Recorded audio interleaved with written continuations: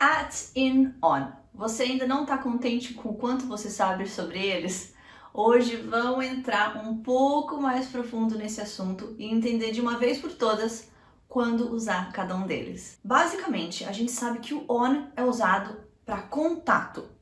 On the table, on the wall.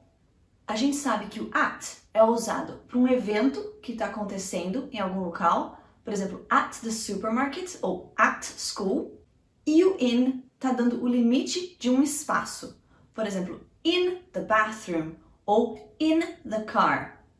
Agora, a coisa mais importante que você tem que saber sobre eles é que nem sempre a palavra pede uma preposição específica.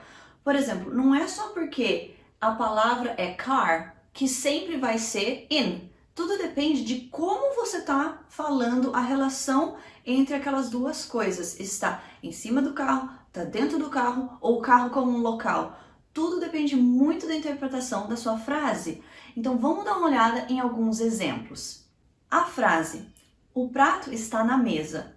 Você está falando da mesa com uma superfície, certo? Contato do prato com a mesa. Então, the plate is on the table. Mas, se você for falar da mesa como um local, você já vai usar o at. Por exemplo, the children are sitting at the table. As crianças estão sentadas na mesa. Você não está falando que as crianças estão sentadas em cima da mesa. Por isso que você não usa o on. Você está falando da mesa como um local. Já se você está falando a frase, eu estou no ônibus agora. Você está falando do ônibus como um veículo, um meio de locomoção. Então você vai falar, I am on the bus right now. Mas digamos que o ônibus esteja pegando fogo e você for falar, tem alguém preso no ônibus. Nesse caso, você não está falando do ônibus como meio de locomoção, o ônibus que está levando alguém até algum lugar. Você está falando do espaço físico que é o ônibus. Então você vai falar, there is someone stuck in the bus. Agora, dá uma olhada nesse exemplo. Se você falar, eu estou malhando na academia.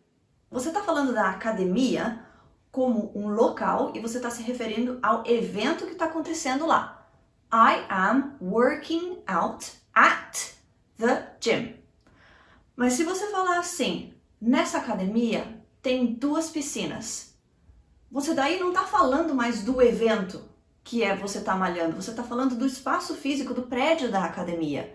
Então você vai falar, there are 2 swimming pools in this gym. Então, basicamente, não muda muito daquilo que a gente viu na aula de iniciante, que o on é superfície e contato, o at é local e evento, e o in, espaços com limites. Só que, quando você está falando, você tem que pensar na relação entre as duas palavras. Não significa que aquela sempre vai ser aquela preposição, mas que mensagem que você vai estar tentando passar. Então, vamos fazer alguns exercícios para ver se você consegue ver a diferença.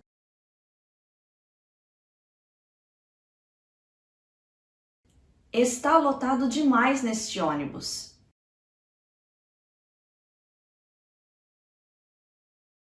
It is too crowded on this bus. It's too crowded on this bus. Quantas pessoas cabem nesse ônibus?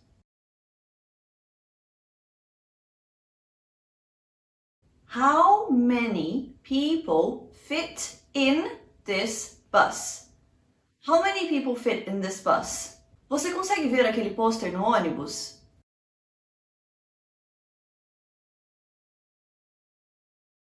Can you see that poster on the bus? Can you see that poster on the bus? Eu estou na rodoviária.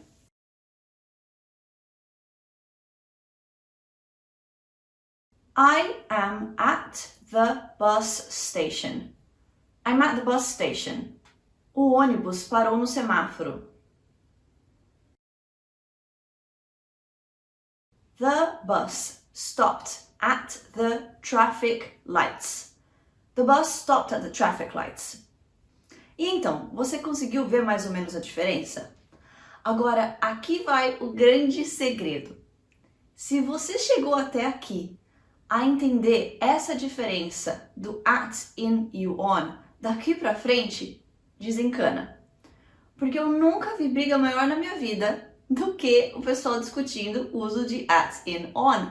Nem a gente que é nativo vai saber explicar exatamente porque em cada situação você usou uma, você usou outra, porque o nativo não fala pensando.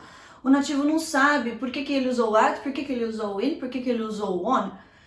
Então, existe sim uma diferença e existe um motivo pelo qual a gente que é nativo escolhe uma delas, mas não é uma decisão consciente. Então, às vezes você vai ver pessoas falando assim, I'm working out in the gym. Aí você vai perguntar, mas o gym não é um evento, não é um... Gente, o nativo não fica fazendo esse cálculo na cabeça. Então, entenda a diferença. Existe sim um uso certo para cada um, mas daqui para frente desencana.